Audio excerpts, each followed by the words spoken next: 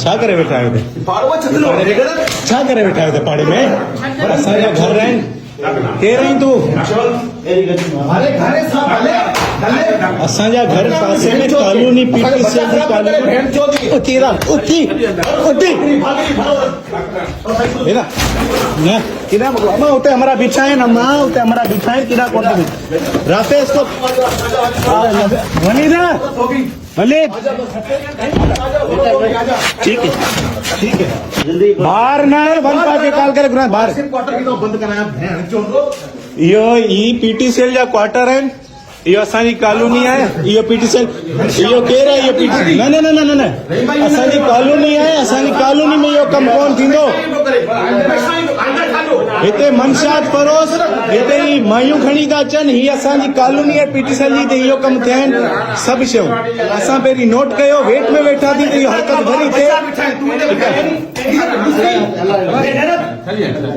क्या करता है ये पीटीसीएल ऑफिस में क्या एनटीसी मुलाजिम नालो जादी नालो जादी आऊं तो छा पे पूछा के हां आऊं तो छा पे पूछा के हां नालो छा थई गलती पेई चक्कर कौन थी है निसार नालो एकदम कोन आयो गलती पेई चक्कर कौन थी पीटीसीएल ऑफिस में उधर आओ पीटीसीएल ऑफिस कुरान जो वास्ते आवांगे यार ही असा सब फैमिलीज बैठी हैं ता इते केड़ो कम लाए बैठा आयो कुरान जो वास्ते केड़ो कम लाए बैठा आयो ता इता मछली वारन के मने के असा असा जो बाहर बच्चा नहीं थे कुरान जो वास्ते ध्यान सही छा जो आइंदे जी ते इनमें तो गुंजाइश ही कोन बंद थींदा सब बंद थी थींदा बहन चोरो मनियाद मनशात फरोशो न मनशात तमाते नौकरी वाली घर असा घर है ना भाई ये असा कॉलोनी असा कने वो कॉलोनी में एड़ो कम न कने कयो है न कने बर्दाश्त कयो है यार हेलो छा देवा निसार बड़े सर निसार केड़े डिपार्टमेंट में आई एनटीसी डिपार्टमेंट निसार नालो है हिते पीटीसीएल कॉलोनी में के परमिशन ॾिनी आहे तो इन क्वार्टर में अची करे जेको कारो मुंह कयो आहे जेको वीडियो में सभिनी खे साम्हूं आहे जेको तूं इहो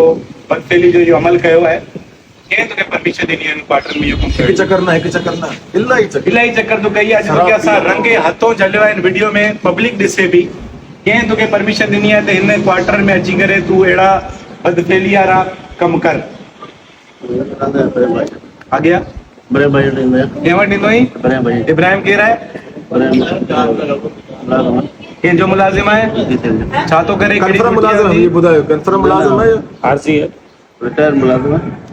रिटायर्ड मुलाज़िम कॉन्ट्रैक्ट बेस ते रिटायर्ड मुलाज़िम कहिड़ो आहे हिते हींअर पीटीसीएल ते कॉन्ट्रैक्ट बेस ते आहे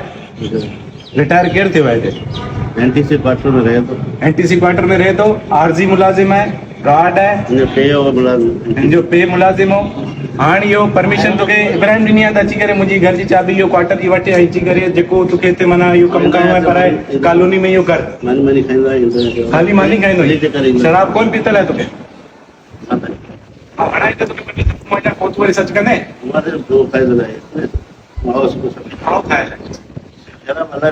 शराब त हिते खणी कोन ईंदा आहियो शराब सच्ची कह रहे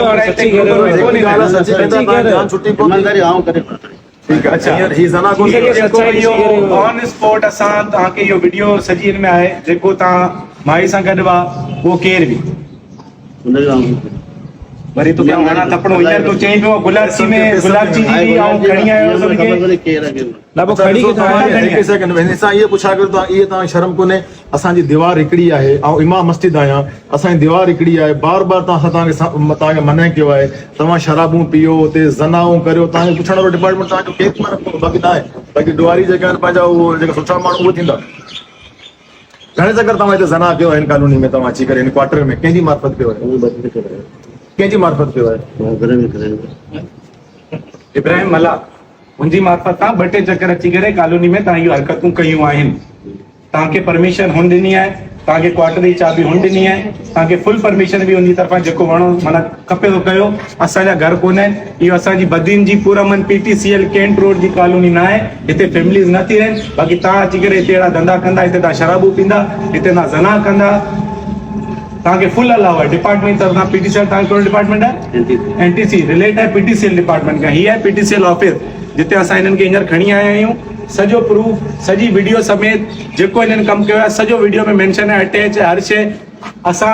इहो ई गुज़ारिश था कयूं डिपार्टमेंट वारनि खां, NTC डिपार्टमेंट खां, PTCL डिपार्टमेंट खां, त अहिड़ा माण्हू असांखे न खपनि, अहिड़ा क्वार्टर बि असांखे न खपनि। इहो क्वार्टर सील कराया वञनि ऐं जंहिं माण्हू जी मार्फतनि खां इहो कमु थिए थो हुननि माण्हुनि ते सख़्त कार्रवाई कई वञे।